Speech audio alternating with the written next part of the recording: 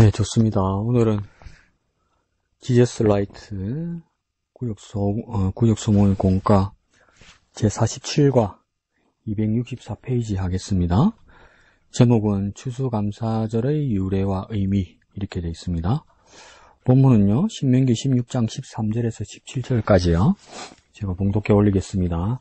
너희 타작마당과 포도주 틀에 소출을 거두어 들인 후에 이래 동안 초막절을 지킬 것이요.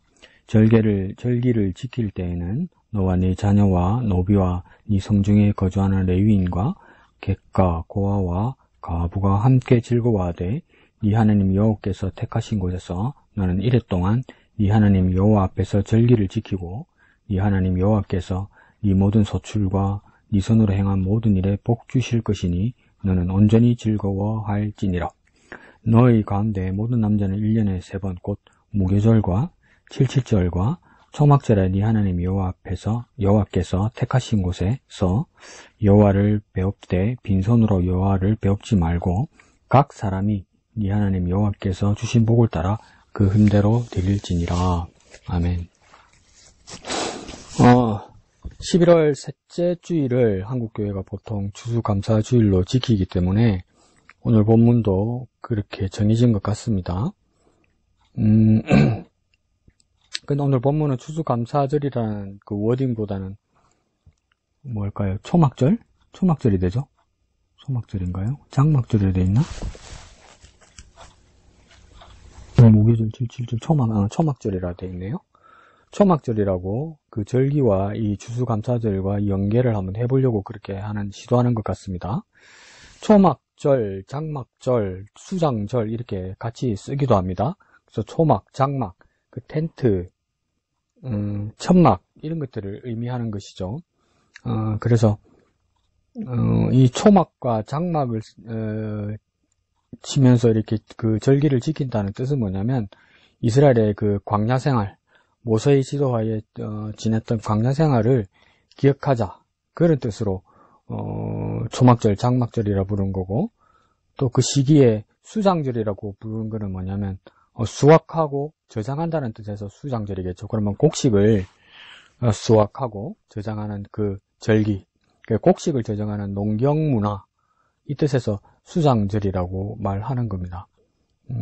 그래서 이제 또 뒤에 보면 그렇게 설명도 되어 있지만 그러니까 초막, 장막절을 종교적 의미로 그리고 수장절을 농경적 의미로 이렇게 같은 날을 이렇게 다른 이름으로 부를 수도 있지만 룻기 같은 데 보면 그 보아스가 그 곡식을 거두는 그 시기에는 주인인 보아스도 그 농경지 근처에다가 그렇게 장막을 쳐놓고 그렇게 지내게 되죠. 당분간.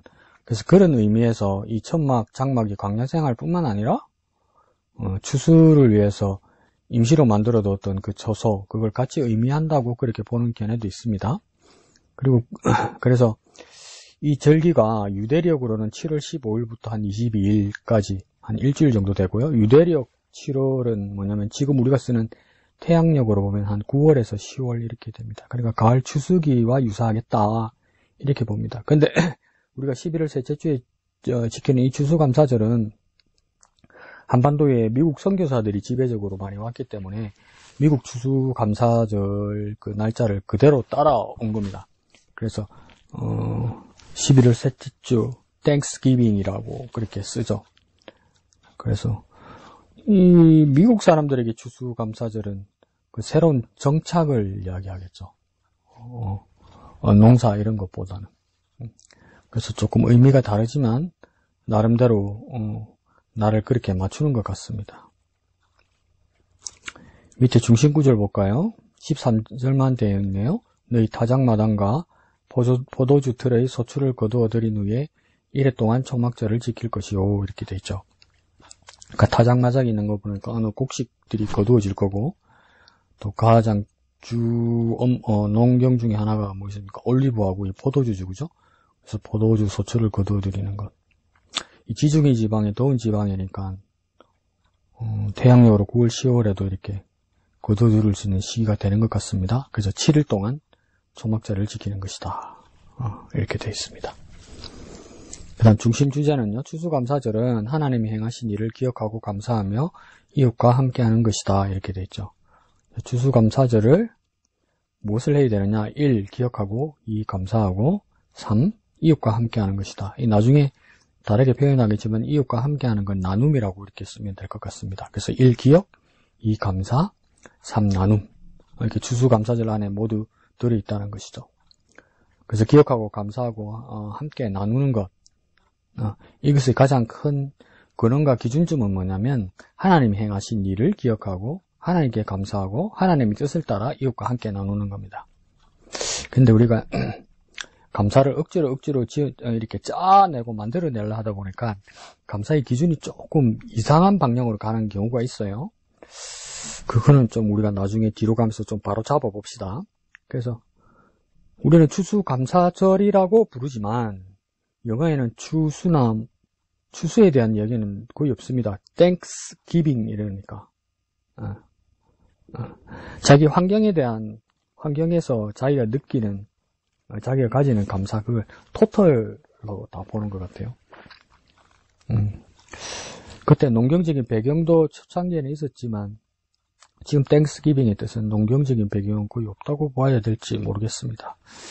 자, 밑에 여는 말요. 초막절은 모든 곡식과 포도주 수확을 마치고 지키는 절기입니다. 이랬죠. 이 초막절이죠. 한번 다시 정리해 봅시다. 초막절, 장막절, 수장절 다 같은 날입니다. 그래서 종교적 의미는 초막, 장막절이라고 부르고요. 광야 생활을 기억하는 거니까. 근데 한 가지 더 붙이자면 추수기에 세워놓은 임시 처소, 그렇게까지 볼 수는 있습니다. 그리고 하나 더 해서 세 번째가 수장절, 이거는 곡식에 대한 것이죠. 곡식을 거두고 저장하는 것. 그 다음 밀을 추수하고 드리는 유월절, 이게 두 번째고요. 세 번째는요, 보리를 추수하고 드리는 맥주절, 이렇게 되어 있죠. 이거 조금 조정합시다. 밀을 추수하고 드리는 날이 유월절이라. 이거 이렇게 보면 안 되고요. 유월절과 맥추절 사이에 초실절이라는 작은 절기가 있습니다. 그 시기가요. 그 초실에, 그러니까 첫 열매를 드린다, 막 그런 뜻으로 우리 쓰는 거 있잖아요. 뭐, 직장 처음 취직하고 이러면 막, 첫 월급 뭐 하나인데 다 드리고 그걸 막, 첫 열매 드림, 뭐 이런 말 있죠. 그게 초실절이란 뜻이거든요. 성경에 나오는. 이때 보리를 거두는 때입니다. 보리. 그러니까 밀이 아니고 보리요. 그러니까 유월절과 맥주절 사이에 보리를 거둡니다. 그때 초실절이고요. 그 다음 보리를 추수하고 드리는 맥주절이라고 하잖아요. 근데 이게 우리나라가 이날을 맥주절이라고 해서 보리맥자를 써버리고 나니까 이 시기에 거두는 것이 우리가 보리라고 이야기하고 있는데 이때가 밀입니다. 밀. 그러니까 초실절에 보리를 거두고요. 맥주절, 마른 맥주절에서 보리백자를 쓰시면 이때 밀을 거두는 겁니다. 헷갈리죠? 정리가 조금 안 된 겁니다. 그럼 다시 정리해 볼게요. 초막절, 장막절, 수장절에 곡식과 포도를 수확하고요. 이거 어떻게 해야 되지? 6월절과 맥추절 사이에 보리를 거두고요. 그때가 초실절입니다. 그리고 보리를 추수하고 거두려드리는 기간이 맥추절입니다. 그럼 6월절은 뭐냐? 6월절은 사실은 농경하고 크게 농경의 의미가 아니죠. 그 담을 넘는다는 뜻이잖아요. 죽음의 사자가. 그죠? 그 종교적 의미가 강한 거죠. 농경의 의미보다는. 말 그대로. 그래서 6월절을 또 무엇으로 부르냐? 무교절이라고 부르죠. 그날로부터 해서 일주일인가? 보름입니까? 쭉 지키는 것.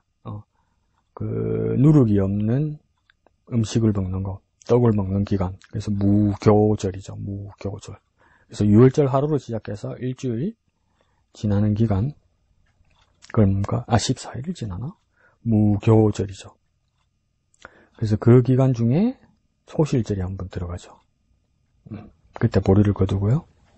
그리고 밀을 거두는 기간이 맥추절입니다. 근데 맥추절에는 또 다른 말을 쓰죠. 맥추절, 또 우리 신약에 와서는 오순절이라고 쓰죠. 오순절. 그러니까 다시 한번 정리해 드릴게요. 초막절, 장막절, 수장절. 그 다음 6월절, 무교절. 그 다음 맥추절, 오순절 이렇게 되는 겁니다. 그러니까 유월절과 맥추절 사이에 보리를 거두는 초실절 이렇게 있는 겁니다. 그래서 3대 절기는 초막절, 유월절, 맥추절 이렇게 되는 겁니다. 그래서 이 초막절을 셋째 절에 보면 수장절이라고도 하는데 최고 최대의 감사절이었습니다. 이렇게 돼 있죠. 그래서 수정절, 초막절, 장막절 이렇게 됩니다. 그래서 아무도 이때 추수를 위하여 초막을 짓는 데서 유리하여 초막절이라 불렀을 것 같습니다. 그래서 여기서는 그래서 동경하고 같이 연관을 짓죠. 추수기에 세워두었던 임시초소, 노동자들이 임시 거처. 그래서 룻기에서 여기서 역사가 일어나는 거죠. 룻과 보아스 사이에서. 근데 원래 뜻 광야 생활을 의미하는 것, 그게 더 큽니다. 자, 오른쪽 페이지로 넘어가면요, 265페이지 애굽에서 나와서 광야 생활을 거치면서 약속의 땅에 정착해서도 잊어서도 안 되는 역사적 교훈을 담아냈습니다. 이러죠. 여기서는 또 그렇게 얘기하잖아요. 광야 생활 얘기하네.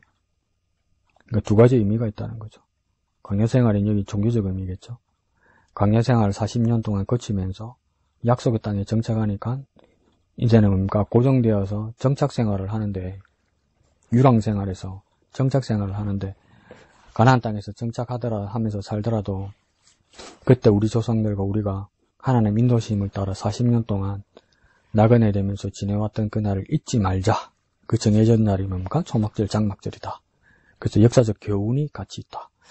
여기 종교적 의미보다는 역사적 의미로 또 바꾸어 썼네요. 비슷하게 써도 될 것 같습니다. 그래서 뭡니까? 이것을 기억해야 할 신앙의 교훈을 기억하는 겁니다. 반드시 기억해야 할 신앙의 교훈을 기억하는 겁니다. 중요한가 봅니다. 기억이라는 의미를 많이 주려고 그랬는 것 같네요.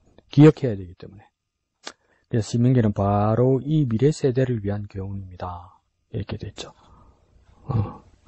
그러니까 십계명이 출애굽기 20장에도 있고 신명기 5장에도 같이 쓰여져 있는데, 출애굽기 20장에서는 출애굽 1세대, 신명기 5장에서는 출애굽 2세대.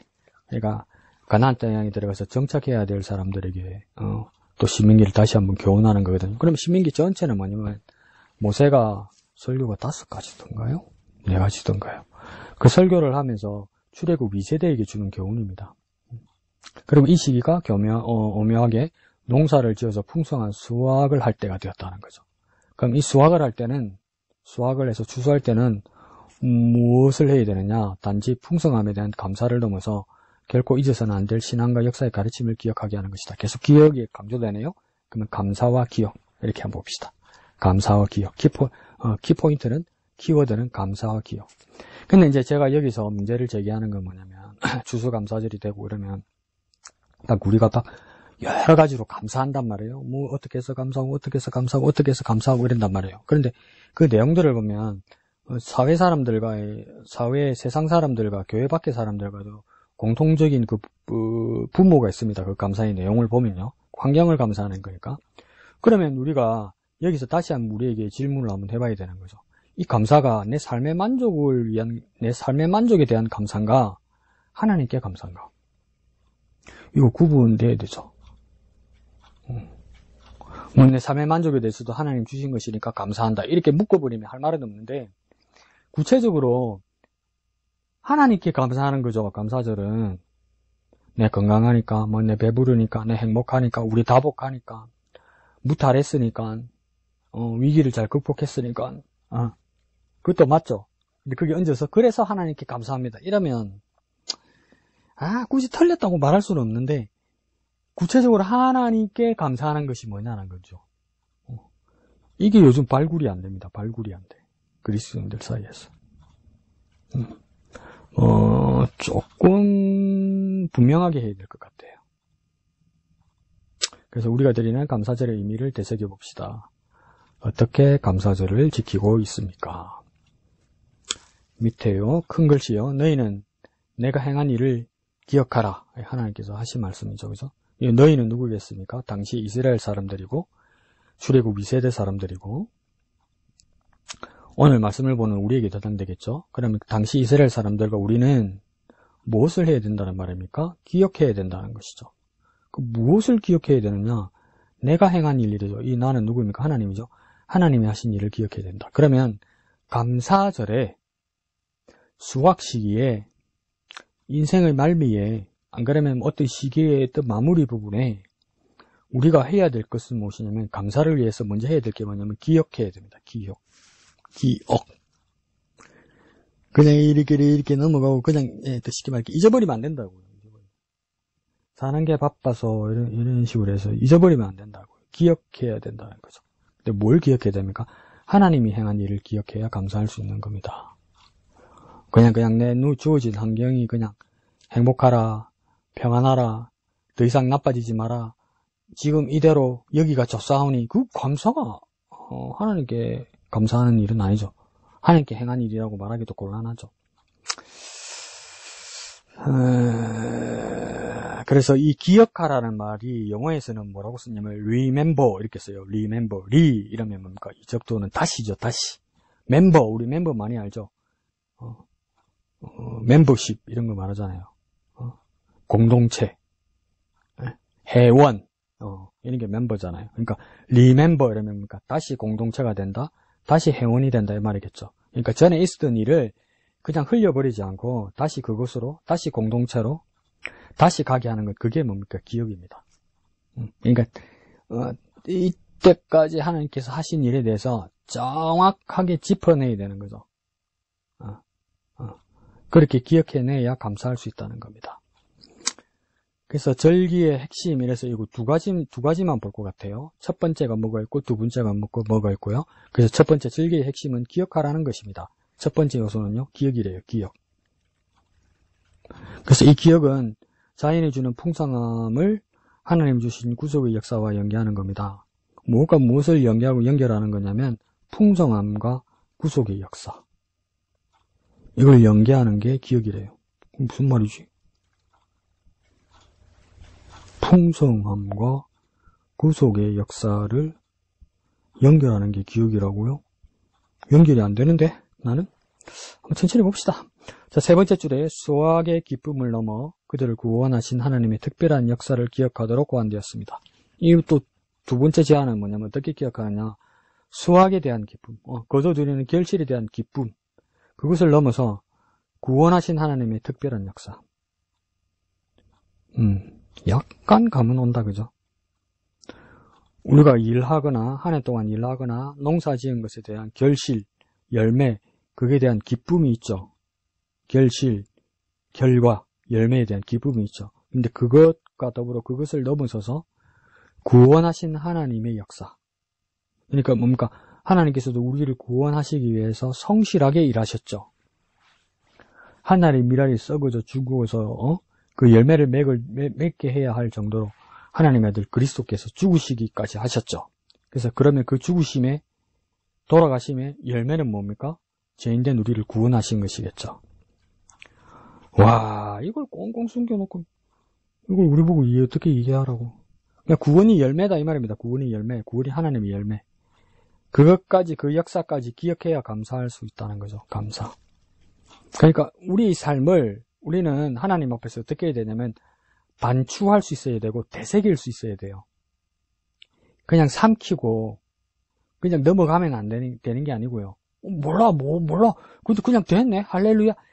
아휴, 또 믿음이 좋아서 역사한 건 맞는데 감사하려면 반추하고 되새길 수 있어야 돼요. 지나온 날들을 되돌아보고 하나님의 흔적, 하나님의 역사심을 발견할 수 있어야 돼요. 그게 기억 작업이라는 거죠. 그 기억을 통해서 우리는 감사할 수 있다 이라는 겁니다. 마찬가지로 수확을 위한 초막들은 출애굽 역사와 함께 이어진 광야 생활의 역사를 기억하는 도구입니다. 초막은 뭡니까? 도구입니다. 이 말은 뭡니까? 그 천막을 지어놓고 이 절기를 지키는 것은 도구입니다. 이건 뭘까요? 모티브입니다. 이런 것. 지금 우리나라 절기하고는 많지만 11월 달에, 안 그러면 10월 달에 엄마 아빠가 이 따뜻한 집, 보일러 잘 들어오는 집을 놔두고 저 밖에다가 산 어디 저 공터에 가가지고 천막을 지어놓고 아들 딸 보고 여기서 자자 이러면 애들 싫다고 그러겠죠. 그럼 왜 그러냐고 물어볼 거 아니에요. 그 물어볼 때 설명을 할 수 있어야 되죠. 우리 조상들이, 우리 모세와 같은 조상들이 하나님의 인도감을 받아서 이집트의 압제로부터 탈출해서 40년 동안 천막 치면서 유령하던 삶, 그걸 잊지 않는 것이다. 하나님의 인도하심과 하나님의 도우심을 잊지 않는 것이다. 설명할 수 있어야 되죠. 그러니까 지금 21세기에도 유대인들 이 절기에 그렇게 한다고 그러더라고요. 텐트 같은 거 친다고 그러더라고요. 그럼 애들하고 같이 거기에 누워있고 이러면 애들한테 설명을 한다고 그러더라고요. 그러면 현대식 텐트라도 그게 뭡니까? 모티브가 되는 거죠. 모티브, 도구. 어디로 가는 모티브, 어디로 가는 도구가 되십니까? 광야 같은 세상에서도 인도하시고 역사하시고 지키시고 보호하신 하나님, 이렇게 가야 되는 거죠. 그러니까 우리 감사도 어떻게 됩니까? 오늘 맛있는 거 먹었다, 배부르다, 기분 좋다, 행복하다, 건강하다, 감사. 이거 이상하잖아요. 이걸 통해서 역사하신 하나님, 그 하나님이 감사한 것이. 감오시죠? 몇 밑에 줄에요? 광야에서 유랑하던 때를 기억하는 것입니다. 266페이지 맨 위에요. 구원의 역사를 회상하고 감사하는 겁니다. 이제 더 나아가서 어떡합니까? 구원의 역사다. 이스라엘 백성들도 애굽의 압제에서 구원받은 거죠. 구원. 홍해의 그 무살 앞에서 구원받은 거죠. 목사님 그것 때문에 천국 갑니까? 구원이란 뜻이 예수 이름으로 죽을 영혼이 믿어서 구원받는 것도 구원이지만, 불구덩이에 있던 사람이 119 아저씨가 건져줘서 그거 구원이에요. 구원, 구조. 그것도 구원, 구조라고 불러요. 그거 뭐라 부를 건데요, 그걸. 그러니까 우리 열악한 상황에서 하나님의 손길로 인해서 옮겨지고 바뀐 거, 그걸 다 구원의 역사란 말한단 말이에요. 그러니까 우리 일상의 삶에서도 한번 예수 천당, 불신지옥, 예수 아멘. 그래서 나는 천국 가는 티켓 따놨다. 내 구원은 변치 않아. 하나님 은혜는 놀랍기 때문에. 그 말이 맞는데, 매일매일 우리 삶이 구원의 역사를 경험하고 있는 거 아닙니까? 하루하루가 내가 내일 일은 남말로 해요. 하루하루 살아요 한다면서요. 그럼 하루하루 어떻게 삽니까? 에라이 모르겠다. 이왕베리 뭐 이렇게 사는 게 그리스도의 삶입니까? 그 말이 아니잖아요. 이렇게 불안하고 광야에서 촛불 같은 우리 삶 가운데서도 꺼지지 않는 불로 꺾이지 않는 갈대로 우리가 사는 이유가 뭐냐? 매번 하나님께서 보호하시고 지키시는 그 구원의 역사를 날마다 경험하고 있다는 거잖아요. 그러니까 구원은 뭡니까? 매일매일 구원받는 거죠. 우리가 지금 살고 있는 게. 심지어 우리가 사고로 유명을 달리해서 죽더라도 그 인생이 끝나는 게 아니고 버림받은 게 아니죠. 뭡니까? 우리 영혼이 하나님 앞으로 가게 되잖아요. 구원이 확증되는 거 아니에요. 그러니까 우리는 연속된 구원 안에 산다는 것을 확인할 수 있어야 돼요. 그래야 감사할 수 있지. 지금은 고생해도, 지금은 힘들어도, 지금은 아파도 나중에 구원받을 거야. 그럼 지금은 지옥이잖아요. 그럼 감사가 되나? 안 되지. 두 번째 줄에 이 절기 때는 빈손으로 예배 드릴 수 없습니다. 뭐 하란 겁니까? 돈 내놔래요, 돈 내놔. 그 뜻일까요? 우리는 이제 보이는 상징적으로 그런 일을 하지만, 그게 뭐냐면, 하나님께서 지켜주시고 하나님께서 인도하신 그 결실의 일부를 드러내는 것, 그걸 말하는 겁니다. 두 번째 줄에요. 힘대로 드려야 합니다. 힘대로. 힘을 다해서. 이걸 어떤 분들은 어떻게 표현하냐면, 내가 남는 거 있어도 그만 없어도 그만 그거 드리는 거는 힘대로 드리는 거 아니잖아요. 그죠? 그러면 내가 남는 것을 드리는 것이 아니고 귀한 걸 드린다면 그건 뭡니까? 내한테 필요하고 아까운 거 드리는 겁니다. 아까운 거. 이거 없으면 좀 아쉬운데 아까운데 이런 거 있죠. 그걸 드리는 게 힘대로 드리는 거예요. 어떻게 감사하고 어떻게 헌금해야 될지 이제 아시겠죠? 저도 나이 먹으면서 헌금에 대해서 좀 말이 독해지네요. 자, 인색함으로나 억지로 드리는 것은 참된 봉헌이 아니라고 고린도후서 9장 7절에 말하죠. 인색하면 안 되죠. 억지로 드리면 안 된다는 거니까 마음이 떠나버렸으니까 안 되는 거죠. 내 마음이 빠지니까 억지로 드리는 거죠. 이거 봉헌이 아니죠. 헌신하는 모습이 아니죠. 최선으로 준비하여 봉헌하는 것입니다. 최선을 다하는 겁니다. 힘을 다하는 겁니다. 네? 정성을 다해 감사를 드려야 됩니다. 내 마음을 다해서 드려야 되는 거죠. 근데 오늘날 절기를 지키는 모습이 예전과 많이 달라졌습니다. 형식적으로 절기를 지키기 때문입니다. 형식적으로 절기를 지킨다는 것을 예수님께서는 뭐라고 비판하셨습니까? 외식하는 자들아 이렇게 얘기했잖아요. 형식적으로 하는 자들아, 이 뜻이 뭡니까? 외식하는 자들아. 그 외식하는 자들을 누구 보고 외식한다고 그랬습니까? 서기관과 바리새인들이 그랬죠. 근데 서기관과 바리새인만큼 하나님 말씀만 해 알고 하나님 말씀대로 철저히 지키려는 사람들이 어디 있었습니까? 자기가 정한 원칙에 대해서, 합의한 것에 대해서, 그 전통에 대해서도 어기지 않으려고 얼마나 노력했습니까? 근데 그건 하는데, 그렇게는 하는데, 마음이 사라진 거죠, 마음이. 이 숙달된 조교들일 거란 말이에요. 서기관들과 바리새인들은. 진짜 잘할 거란 말이에요. 딱딱딱딱 틀림없이 할 거란 말이에요. 근데 힘대로도 안 하고, 최선을 다해서도 하지 않고, 정성을 다해서도 하지 않는 겁니다. 익숙하면 그렇게 돼요, 여러분. 우리 예배의 모습도요, 익숙하면 그렇게 돼요. 익숙하면. 아주 넉 빼놓고, 자세 흐트러져가지고, 눈은 반쯤 딴 거 생각하고 있고, 그래도 순서 하나 틀림없이 예배하죠. 그 마음이 빠졌잖아요. 아주 익숙한 바리새인 서기관들처럼 돼버려서 그래요. 그럼 예수님은 뭐라고 했습니까? 너희 외식하는 자요. 이렇게 되는 겁니다. 뭐 하자는 겁니까? 정신 차려서 예배하고, 정신 차려서 봉헌하고, 정신 차려서 드려야 돼요. 그러니까, 어느 주일이 어떤 날인지를 우리는 일주일 동안 준비하고 생각하고 감사의 것들과 함께 내가 하나님 앞에 무엇을 드려야 될지 이걸 다 준비하고 있어야지. 그날 오죠. 어이쿠나. 오늘 추수감사주일이구나 하면서 그때 지갑 꺼내가지고 막 찾아샀고 손으로 막 지폐 펴샀고. 아이고, 그러면 안 돼요. 자, 절기의 첫 번째가 기억하는 거였죠. 그죠? 기억하여 감사하는 것이었죠. 두 번째는 뭐냐면 266페이지 가운데 절기의 또 다른 특징은 뭐냐면 나눔이라고 해요. 나눔. 그러니까 중심 주제에서도 뭡니까? 기억하고 감사하며 이걸 하나로 묶었네요. 그리고 뭡니까? 이웃과 함께 하는 것. 이웃과 함께 하는 것. 이걸 나눔으로 말하는 거죠. 이웃과 함께 나누는 겁니다. 이거 왜 이렇게 해야 된다고 이야기하냐면 우리에게 주어진 복이 전적으로 하나님의 선물임을 잊지 말아야 합니다. 그렇죠? 내게 와 있는 거 있죠? 그게 하나님의 선물이라는 거죠. 첫 번째 소유주가 누구 것이라는 겁니까? 원래 하나님 것이라는 거예요. 그런데 그게 어떻게 왔다고요? 선물로 왔다고 이야기했잖아요. 선물이면 내가 돈 주고 산 게 아니잖아요. 돈 주고 받으면 선물 아니잖아요. 그러니까 소유주는 하나님이고 내가 값을 치른 것도 아니기 때문에 선물이고 근데 이게 내게 와 있다는 거예요.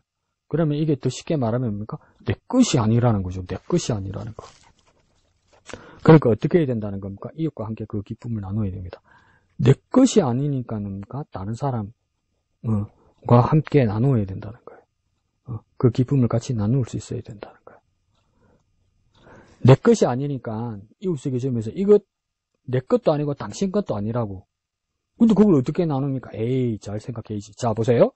이걸 가지고 이웃들과 나누면서 이건 원래 내 것도 아니라고. 그런데 당신 것도 아니라고. 근데 왜 이웃과 같이 주면서 나눕니까? 하나님의 것이라고. 이렇게 말해줄 수 있어야 되는 거예요, 여러분. 이거 내 것인데 갈라먹자. 이러면 안 돼요. 이거 내 것이 아니고 하나님이 주신 것이기 때문에 당신과 내가 같이 갈라 쓸 수 있다. 나누어 쓸 수 있다. 이렇게 말하는 거란 말이에요. 그러니까 예수쟁이들이 얼마나 생각하며 살아야 돼요. 얼마나 깊이 생각하며 살아야 돼요. 그리스도인들이. 그리고 행동하고 실천하고 순종해야 돼요. 그러니까 그게 얼마나 은혜입니까? 이래 복잡하게 생각하는데 치매가 걸리겠습니까? 은혜지 뭐. 자, 자녀와 노비와 성중에 거주하는 레위인과 객가, 고아와 가부에 이르기까지 함께 기뻐하도록 규정하고 있습니다. 기뻐하는데 어떻게 기뻐하라는 겁니까? 함께 기뻐하라고요. 근데 뭡니까? 미천한 사람들이라고, 비천한 사람들이라고 사회가 규정해 놓은 그 사람들까지도 같이 함께 기뻐하라는 건 뭡니까? 사회는, 문화는, 제도는 그 사람들이 부족하고 비천한 사람이라 말할지라도 하나님이 그렇지 않다고 평등하다고요. 근데 여기서 말씀드리고 싶은 게 뭐냐면, 미국의 기독교 주류 교단들 있잖아요. 그 주류 교단들 중에 보면, 남장로교회, 남감리교회, 남침례교회에서 남자 붙어 있는 거 있죠, 미국에. 남장로회, 남감리회, 남침례회, 이런 거 있죠. 그 남자가 붙은 게 뭐냐면, 지역적으로 미국 남부 쪽의 교단들을 말합니다. 근데 이 남쪽, 이 사람들이 뭐냐면, 옛날 노예제 찬성하던 사람들이에요. 그런데 그걸 성경을 그렇게 풀어요. 하나님께서 우리에게 노예를 주셨다고. 지배할 수 있다고. 그래서 심지어 어떻게까지 생각하는 그리스도인도 있었냐면 이 흑인 노예들은 사람이 아니라고 생각했어요. 자기들이 부리는 가축 정도로 생각했죠. 그래서 어느 지역에는 동물원에 그 흑인들이 있었어요. 진짜 천벌받을 짓이죠. 그런데 그게 하나님 뜻으로 정당하다고 믿음을 가지고 있었단 말이에요. 그래서 주일날 교회를 흑인들 데리고 와가지고 교회 예배당 밖에 데려다 놓고 자기만 예배하고 오고 이랬죠. 그런데 뭡니까? 그렇게 하면 안 된다네요. 오늘 본문 14절에서 자녀와 노비와 성중에 거주하는 레위인과 객과 고아와 가부들 전부 다 함께 기뻐하도록 해야 된다고요. 왜 그렇다고 이야기합니까? 애굽에 있을 때 종살이 했던 걸 기억하라 이렇게 얘기하는 거예요. 너희들도 애굽에 있을 때 사람 취급받지 못하지 않았더냐. 근데 이스라엘 사람들은 지금도 왜 그럴까요? 1947년도에 겨우 팔레스타인 땅에 들어와서 겨우 모퉁이 땅 얻어서 방황하다가 모퉁이 땅 얻어서 나라를 건국을 했는데 공존하기를 원치 않아요. 공존하기를. 그 자기들이 얼마나 억울하게 그렇게 당하고 얼마나 많이 죽었습니까? 그 가장 최근에는 그 나치들 히틀러당 나치에 의해서 그렇게 당했던 사람이 당한 만큼 자기들이 이게 가해하지 않은 그 팔레스타인 사람들이 이렇게 잔인하게 이렇게 억압하고 죽입니다. 사람이 이런 식으로 악순환해요. 하나님 뜻을 제대로 기억하지 못하면. 한국 사람들도 매한가지죠. 사람들 괴롭히고 훈육한다고 때리고 이거 다 누구한테 배운 겁니까? 이것들은 맞아야 정신을 차려. 누구한테 배운 겁니까? 일제시대 때 일본 제국주의한테 배운 겁니까? 일본도 자기 사회에서 안 그래요. 우리만 그래요. 우리만. 우리나라 경찰이 왜 무섭습니까? 일본 순사 기억이 있어서 그런 거 아닙니까? 일본 곤조가 있어가지고. 왜 그렇게 당했는데 왜 그렇게 못되게 살까요? 그 하나님의 뜻을 기억하지 못하면 내가 알아서 살면 이렇게 악순환이 됩니다. 이게 21세기도 악습이 돼요. 하나님이 베푸신 풍성함을 홀로 독차지하는 것은 바른 태도가 아닙니다. 독차지하면 안 된다는 거예요. 직계 아닌데 독차지할 생각을 하는 게 잘못된 거죠. 그들은 어려운 이웃들과 함께 풍성함을 나누어야 했습니다. 나를 구원하시고 나에게 이런 풍성함을 주신 하나님을 기억한다면 당연히 어려운 이웃과 함께 기쁨을 나누어야 합니다. 맞죠? 내가 구원받은 것만 해도 내가 아무리 노력하고 모든 걸 투자해도 받을 수 없는 게 구원인데 이 구원받은 것만 해도 얼마나 크고 풍성한 겁니까?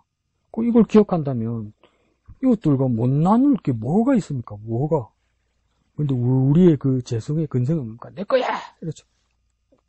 내 거야! 그리고 선교사들 보면 뭡니까? 옷 주고, 먹을 거 주고, 학교 보내서 공부 가르쳐 주고, 응? 돈도 주고, 그러면 그 지역 사람들이 왜 안 오겠습니까? 오죠. 그러면 뭐라고 하십니까? 사람이 의리가 있어야지. 이러면서 교회 오게 만들고 교회 만들죠. 방법이라면 할 말은 없는데 나도 뭐 그때 가면 그렇게 될지 모르겠는데 오늘 말씀이 뜻과는 좀 다른데요.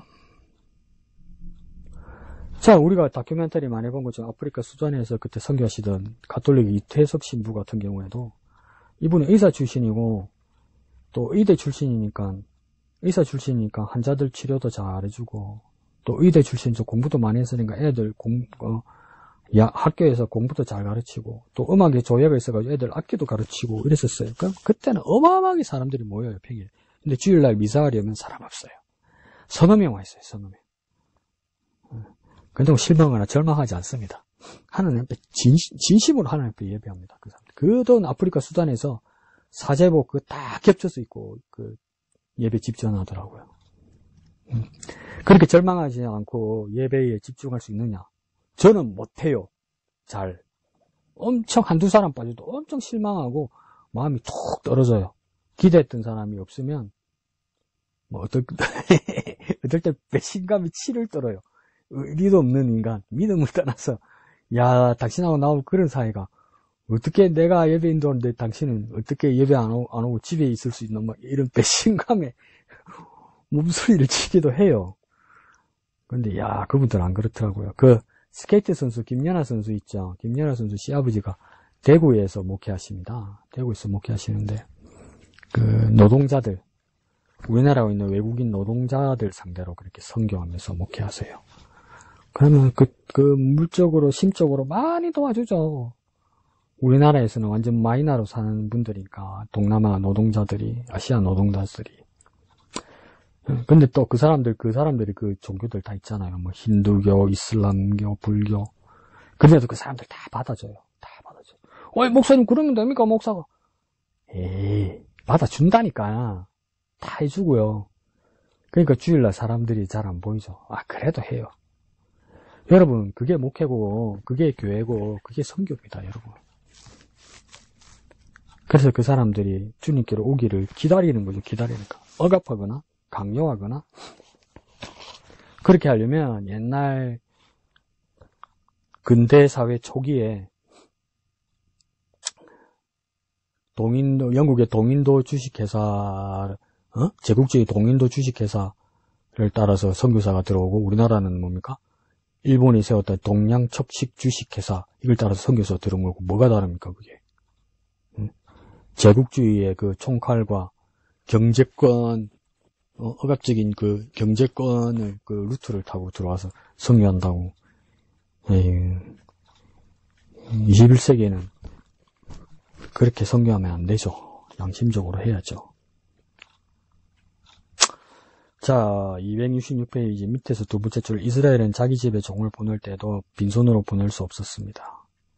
이스라엘도 애굽에서 나올 때 빈손으로 나오지 않았기 때문입니다. 이게 이제 해석에 논란이 있죠. 그 6월절에 이스라엘 사람들이 왜 특별히 그 누룩이 없는 떡을 먹게 되었느냐. 누룩은 죄를 뜻하는 것이기 때문에 그게 첫 번째 의미가 될 수도 있지만, 그때 상황이 어땠냐면 애국 사람들이 이스라엘 사람들을 빨리 이제 고향으로 가라고 내보냈단 말이에요. 그러니까 그 이유가 첫 번째는 막 재앙이 들이닥치니까 무서워서 내보낸 것도 있고, 두 번째는 뭡니까? 진짜 진심으로 정이 있어서 위하는 마음으로 그렇게 보내고, 막 먹을 것, 가질 것 같이 이렇게 실려서 보내줬다는 그 기록도 있거든요. 그래서 두 가지로 해석합니다. 그래서 너희들 어쨌든 간에 너희들도 애굽에서 나올 때, 이스라엘 너희들 나올 때 빈손으로 나오지 않고 도움받아서 나온 것처럼 이스라엘 너희도 종들을 보낼 때 빈손으로 보내지 마라. 들려서 보내라. 먹을 것, 살 것, 손에 쥐어줘서 보내라. 이렇게 얘기하는 거죠.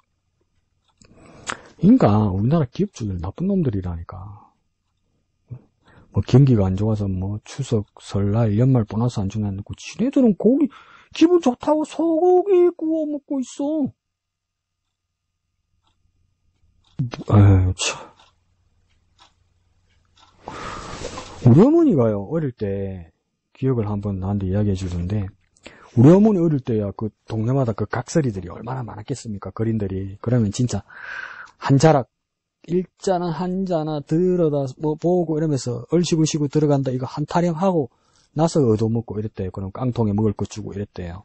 근데 우리 어머니 기억에는 어릴 때니까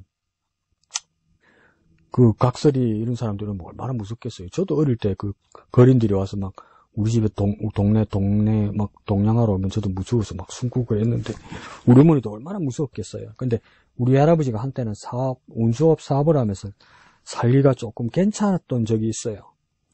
그러니까 뭐 집이 마당도 넓고 마루도 넓고 그랬었어요. 그러니까 이제 또 괜찮은 집이니까 거린들이 또 얻어먹으러 많이 오죠. 또 동냥 얻으러도 많이 오고. 그러면 우리 할아버지에 대한 그 우리 어머니가 그 이상한 기억이 있대요. 이렇게 그 사람들이 오면 필요한 것들 이렇게 주고, 할아버지가 그 일하는 사람이 우리 외할머니에게 시킨대요. 그 제대로 된 상에다가 밥, 국, 반찬하고 숟가락하고 젓가락 제대로 딱 놔가지고 그 할아버지 집에서 한 그릇 이렇게 배부르게 먹여서 따뜻하고 배부르게 먹여서 보냈대요. 그게 어릴 때도 너무 신기했대요, 우리 어머니가. 우리 아버지가 왜 저러지? 이러면서 친정 아버지가. 그 이야기를 우리 어머니가 신기한 듯이, 그리고 자기 아버지가 자랑스러운 것 같아요. 그래서 그 이야기를 하시더라고요. 저는 참 그런 마음이 없네요. 참 우리 할아버지가 그 옛날인데도 어떻게 그런 생각을 하셨을까? 참 훌륭한 어른이었던 것 같습니다. 그런 할아버지가 참 그립네요. 이스라엘이 잔치를 하고 절기를 하는 것, 그 감사하는 것, 그런 것들이 하나님 앞에 감사하고 만족하고 기억하는 것뿐만 아니라 두 번째 항목 또한 중요하다는 겁니다. 나누는 것, 이웃들과 나누는 것, 같이 하는 것, 함께 하는 것, 그거 정말 중요하다는 겁니다. 목사님, 복음과 구원을 나누는 거죠. 맞지요. 근데 여러분 아프게 한번 찔러볼까요? 여러분은 복음과 구원의 말씀만 나누지 여러분의 가진 것을 나누어 주지는 않잖아요. 그러면 여러분의 양손의 저울에서 여러분은 구원이 큰 겁니까? 여러분의 통장에 돈이 큰 겁니까? 여러분 양심에 구원보다 통장의 돈이 더 크고 아깝기 때문에 복음은 전할 수 있어도 돈은 못 나눠주는 거 아니요? 맞죠? 남 욕할 게 아니네. 나도 그러네. 우리 생각과 우리 행동이 그걸 증거하는 겁니다. 자, 초막절에 대해서 이렇게 설명합니다. 초막절은 일주일 내내 계속되었습니다. 그러니까 그 당시 유대 달력으로 7월 15일부터 22일 정도까지 한 일주일 정도. 왜 그렇게 오랫동안 했을까? 당연히 어려운 이웃들은 특별한 자리에 초대되어 기쁨을 함께 나누었습니다. 우리 외할아버지처럼 그랬던 것 같아요. 구원의 기쁨은 혼자 누릴 수 없습니다. 함께 고난과 기쁨을 나누었습니다. 그럼 우리가 이 기쁨을 이들과 나누면요, 이 사람들이 고난을, 우리가 고난스러울 때 같이 고난 가운데 동참합니다. 그 LA 폭동 사건 때 있잖아요. 흑인들 그 폭동, 로드니 킹 그 재판권 때문에 났던 그 LA 폭동 때문에 흑인들이 막 LA에 있는 한인타운들 막 점거해서 막 부수고 난리 났었잖아요. 근데 그게 조금 괜찮게 이렇게 그 가게를 지킨 사람들이 있대요, 한인들. 그거 보면 흑인들이 지켜줬대요, 흑인들 침범하는 걸 막아줬대요. 이 집은 건들지 마라고. 왜 그랬을까요? 평소에 그 가게 한국 주인은 평소에 그 흑인들하고 기쁨을 같이 나누었기 때문에 어려운 고난 때 그 고난도 함께 하면서 흑인들이 지켜준 거 아니에요. 이것은 우리말로 무슨 말입니까? 평소에 잘해. 그들은 강야 40년의 생활을 하면서 전적으로 하나님을 의지하며 살았습니다. 이 함께했던 역사를 기억하는 자리에 누군가를 빼놓을 수는 없습니다. 특히 고난받는 이웃의 어려움을 외면할 수는 없습니다. 이웃의 어려움을 외면할 수는 없습니다. 이웃은 가까이에 있는 우리 이웃부터 해서요, 지구촌에 있는 모든 사람들요. 야, 내가 이번 주 초에도 얼마나 가슴을 쳤냐면, 이스라엘이 이제 그거 다 끊어버리니까, 전기도 다 끊어버리니까, 가자 지역에 그 인큐베이터에 있던 애들 밖에 그 내놓은 거 봤죠. 야, 참 어떻게 그렇게까지 할 수 있는지. 그리고 이제 응급수술을 해야 되는데 전기가 없으니까 그냥 휴대폰, 스마트폰, 프레시로, 그러면 그냥 막 완전 그 원시적으로 수술을 하는 거예요. 그러니까 그게 생명이 얼마나 위험하겠습니까? 그러니까 막 가족들이 밖에서 큰 소리로 고함 지르면서 절규하면서 기도하는 것밖에 없는 거야. 살려주세요. 신이여 살려주세요. 신이여 살려주세요. 과학적인 의학 수술을 해야 되는데 여건이 안 되니까 기도할 수밖에 없는 거예요. 그래서 그날 저도 같이 기도했어요. TV 보면서 하나님 도와주세요. 하나님 살려주세요. 그렇게 기도했어요. 에이, 목사님, 그 사람들은 자기 신 알라한테 기도하잖아요. 그래, 그래서 나는 내 하나님한테 기도했다고. 내 하나님이 참 하나님이기 때문에 내 하나님이 그렇게 도와달라고 기도했다고요. TV나 뉴스를 보면서도 이웃의 어려움을 외면해서는 안 됩니다, 여러분. 그게 이야기거리나 그런 재미거리나 그냥 보는 구경거리가 돼서는 안 됩니다. 혀만 차서는 안 돼요, 여러분. 그렇게 기도할 수 있어야 온전히 즐거워할 수 있다 말입니다. 온전히. 깊은 감사와 함께 기뻐하지 못하는 이웃을 그 기쁨의 자리에 초대하고 나누는 것을 포함하는 겁니다. 그러니까 기억을 통해서 감사하고요, 그 감사를 이웃과 함께 나누는 건요. 크게 세 가지를 나눠볼까요? 기억, 감사, 나눔. 기억, 감사, 나눔. 맞는 말입니다. 하나님께 감사하고 이웃과 함께 기쁨을 나누는 것이 중요합니다. 감정적으로 해도 되고 안 되고의 일이 아닙니다. 이것은 신앙이며 선택이며 의지입니다. 맨 밑에 줄이요. 비슷하게 우리 문화에는 추석이 있습니다. 미국 전통에는 추수감사절이 있습니다. 이렇게 돼 있죠. 그래서 최근에는 감사절을 언제 어떻게 지키는 것이 좋은가에 대한 여러 주장이 생겨나고 있습니다. 그래서 이제 한국교도 교회마다 다르죠. 이거 미국 교회에서 유대력 달리기에 맞춰서 생긴 게 아니고 미국 교회에서 11월 셋째 주간에 추수감사절을 지켰기 때문에 우리도 미국 선교사들 영향을 받아서 11월 셋째 주일에 하는 거거든요. 그러니까 뭐 다른 나라에 하는 것도 문제는 안 되죠. 그리고 그 위쪽 나라 캐나다 같은 경우에는 워낙 추운 나라니까 11월에는 아무것도 먹을 것도 없고 할 것도 없습니다. 그래서 한 달 앞에예요. 10월 셋째 주예요. 그 상황에 따라 얼마든지 바뀔 수 있습니다. 한국 교회도 뭡니까? 교회마다 조금씩 다르더라고요. 추석에 하는 교회도 있고 11월 초에 하는 교회도 있고 뭐 얼마든지 할 수 있습니다. 근데 그보다 더 중요한 것은 하나님이 행하신 일을 기억하는 것입니다. 그 기억을 통해서 감사하는 것입니다. 그죠? 그리고 그 풍성한 은혜를 이웃과 함께 나누는 것입니다. 그게 중요하죠. 예수님께서도 유월절 만찬을 제자들과 함께 나누면서 뭐라 했습니까? 이것을 기념하라 이랬죠. 기념하라는 뜻은요. 기억하라 이 뜻이겠죠. 기억해서 뭐하게 해요? 감사하고요. 이 감사를 우리 이웃들과 함께 나누기 위해서요. 그런 감사한 추수감사절이 되었으면 좋겠습니다.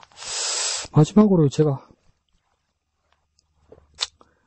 그때 찾아봤던 게 있는데 그 감사에 대해서 또 확장된 개념으로 이렇게 말씀하시는 분이 계시더라고요.